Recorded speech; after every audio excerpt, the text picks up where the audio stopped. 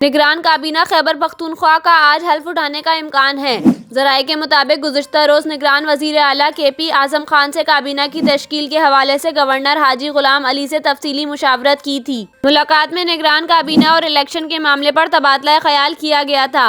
ज़राए का कहना है निगरान सूबाई काबीना की जानिब से आज हल्फ उठाए जाने का इम्कान है। ज़राए का बताना है कि साबिक IG मसूद शाह और जस्टिस रिटायर्ड इरशाद कैसर काबीना का हिस्सा होंगे। निगरान काबीना में बैरिस्टर साविल नज़ीर, बख्त नवाज, शफीउल्लाह खान और हाजी गफरान भी शामिल होंगे। ज़राए के मुताबिक निगरान सूबाई काबीना में खुशदिल खान, ताज मोहम्मद आफरीदी, शाहिद खटक, मोहम्मद अली शाह और अदनान जलील भी शामिल होंगे।